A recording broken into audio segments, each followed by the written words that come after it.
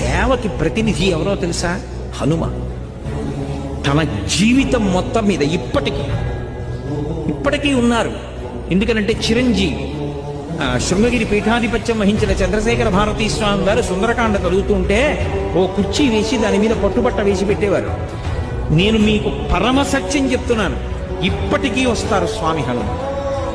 ప్రత్యక్షంగా నేను ఎన్నో సందర్భాల్లో అనుభవాన్ని పొందాను. అది నా గొప్ప కాదు, రామాయణం గొప్పతనం. వచ్చి తీరుతారు హనుమ. ఎంత వస్తారంటే రామనామం చెప్తే చాలు వచ్చి కూర్చుంటారు. ఆయన వచ్చారంటే బ్రతుకుతారు. తన కోసమా 100 యోజనముల సముద్రాన్ని దాటి వెళ్ళారు? తన కోసమా, తన కీర్తి కోసమా?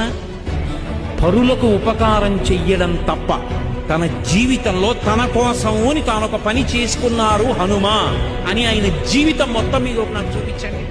జీవితం మొత్తం మీద తన కొరకు అన్నది